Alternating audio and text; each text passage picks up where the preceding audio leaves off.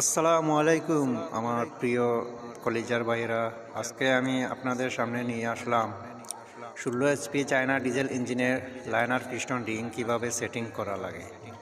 তো আজকে দেখবেন আপনারা কিভাবে আমি 16 HP চায়না ডিজেল ইঞ্জিনের রিং পিস্টন সেটিংস করলাম এবং ফিটিংস করলাম একদম টু জেড।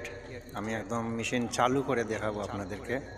তো ভিডিওটি শেষ পর্যন্ত দেখুন আর একটি লাইক করে নিন। তো চলুন দেখা যাক কিভাবে আমি ইঞ্জিনটি সেটিংস করলাম। তো এই যে দেখুন পিস্টন, এই যে কানেক্টিং। তো কানেক্টিংটি আপনি ওই যে পিস্টনের এখানে একটা সিল মারা আছে, পাতাওয়ালা সিল। তো সিলটি সবসময় উপরের দিকে রাখবেন, আর ওই যে কানেক্টিং ডাল ওই সিলের সাথে সাথে বরাবর বসিয়ে দেবেন। ওখানে লক বসাবেন, ক্যাটালগ বসিয়ে দেবেন, ইনশাল্লাহ এটা ফিটিংস হয়ে যাবে। তো আমার এক ভাই বলেছিলেন যে রিং কিভাবে তুলতে হয় বা কীভাবে সেটিংস করতে হয়। তো আজকে আপনার এই সমস্যাটিও আমি সমাধান করে দেব, কিভাবে রিং তুলতে হয়। আর একটা কথা না বললেই নয়, আমার এখানে অনেক নয়েজ, তো আপনারা একটু কষ্ট করে বুঝে নেবেন আমার ভয়েসটি, আর আমাকে এই কোনো মন্তব্য করবেন না, আমি অত্যন্ত দুঃখিত। তো আমার এখানে আমি বাজারের মধ্যে আছি, তো আর তাই আমার এখানে একটু নয়েজ হয়ে গেছে। তো আমি যে আমার ভাইয়ের কথা বললাম, উনি রিং কীভাবে সেটিংস করতে হয় সেটার জন্য। তো ভাই আপনাকে আমি বলবো, আপনি যখন রিং তুলবেন তখন যে রিংয়ের যে জোড়া আছে, প্রত্যেকটি জোড়া এই যে আপনার বডির সাথে হেড অ্যান্ড নাট যে বডি স্টার্ট আছে, চারটা স্টার্ট, তো চার নাটের চারদিকে আপনি চারটি জোড়া দিয়ে দিবেন, ইনশাল্লাহ আপনার রিং সেটিংস হয়ে যাবে। আর কখনো একসাথে করে দিবেন না জোড়া, তাহলে কিন্তু হবে না। তো আপনি যে রিংয়ের যে জোড়া আছে চারটি নাটের চারদিকেই দিয়ে দিবেন, আপনার সেটিংস হয়ে যাবে।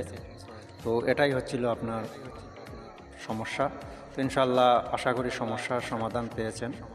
তো এখানে আপনি যে রিং তুলবেন, তো 16 ইঞ্জিনের রিং তুলতে অনেকটাই হার্ড হয়ে যায়, এটা অনেক টেম্পার।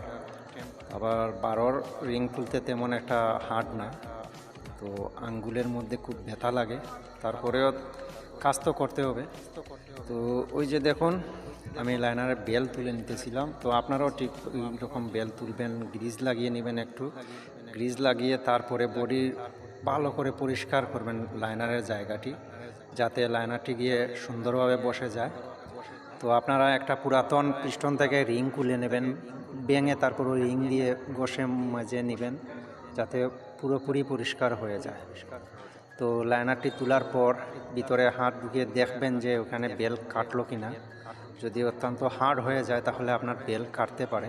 তো এত হার্ডও না আবার এত স্লোও না, মিডিয়ামভাবে এই লাইনারটি ইনস্টল করবেন, তাহলে আপনার সুন্দর হবে, জিনিসটি ফিটিংস হবে বা ভিতরে পানি প্রবেশ করবে না।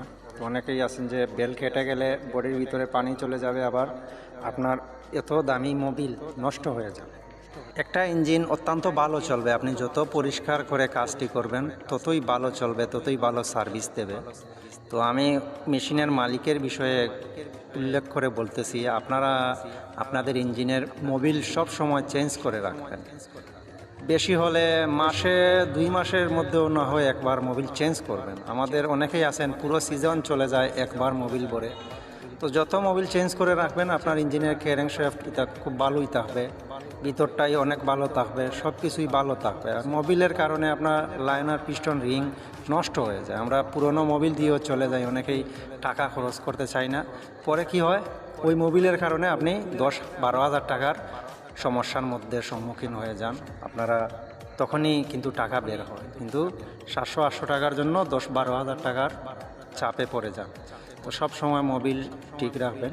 তো এই যে দেখুন রিংয়ের যে মাথাগুলা, আমি যে জোড়া আছে রিংয়ের, তো প্রত্যেকটি নাটের ফাঁকে ফাঁকে দিয়ে দিছি, আমি চারদিকে 4টি রিংয়ের জোড়া দিয়ে দিছি। তো আমি এখানে একটু তার দিয়ে রিংটা তুলবো, কারণ আমার রিং তোলার যন্ত্র আমি সব জায়গায় নিয়ে যেতে পারি না। তো আমি এখানে তার দিয়েই তুলতে পারি, এটা ম্যানুয়াল সিস্টেম, আপনারাও পারবেন। যদিও কখনো আপনার সাথে রিং তোলার ওই যন্ত্র না থাকে, আপনারা তার দিয়েই তুলে নেবেন, আমি যেভাবে তুলতেছি। ওই যে দেখুন আমি রিংয়ের জোড়াটা নাটের ফাঁকে ফাঁকে দিয়ে দিছি, প্রত্যেক নাটের কোনায় কোনায়। তো আপনারাও ঠিক ওইভাবে প্রত্যেক নাটের কোনায় কোনায় রিংয়ের জোড়া দিয়ে দেবেন, ইনশাল্লাহ হয়ে যাবে। তো এখানে দেখুন পিস্টনটা আমি সেটিং করেছি।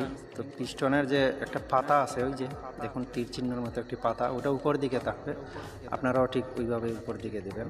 আর একটা কথা, পিস্টনের মধ্যে কখনো লোহা দিয়ে আঘাত করবেন না, কাঠের টুকরো নিয়ে আঘাত করবেন। আর এই যে কানেক্টিং ডালের যে মাথার ছাপা, ওইটার নম্বর যে লেখা ছিল, ওই লেখাগুলো কিন্তু আপনার উপর দিকে থাকবে। তারপরে ওখানে লাগাবেন বুইগেন বুশ লাগানোর। তো এখানে যদি নাম্বারটা নিচের দিকে দিয়ে দেন তাহলে আপনার ইঞ্জিন জাম হয়ে যায়। হেড গ্যাসকেটে অল্প পরিমাণ গ্রিজ মাখিয়ে নেবেন, তারপরে হেড ইনস্টল করে দেবেন। তো আমার ভিডিও যদি আপনাদের ভালো লাগে অবশ্যই আমার চ্যানেলটি সাবস্ক্রাইব করবেন। আর যারা এখনও সাবস্ক্রাইব করেননি, আপনারা অতি দ্রুত সাবস্ক্রাইবটি করে নিন, ইনশাল্লাহ আপনাদের অনেক উপকারে আসবে। তো দেখুন আমি ইঞ্জিনটি কীভাবে সেটিংস করলাম। তো সম্পূর্ণ ভিডিও না দেখলে আপনি কিছুই শিখতে পারবেন না বা বুঝতে পারবেন না। সম্পূর্ণ ভিডিওটি দেখুন আর উপভোগ করুন। যারা টেকনিশিয়ান, আপনাদের জন্য অত্যন্ত উপকারী এই ভিডিওটি। আমি পুরোপুরি রিং পিস্টন ইনস্টলিং করার ভিডিওটি আপনাদেরকে দিয়ে দিলাম। তো দেখুন আমি হেড লাগিয়ে নিছি।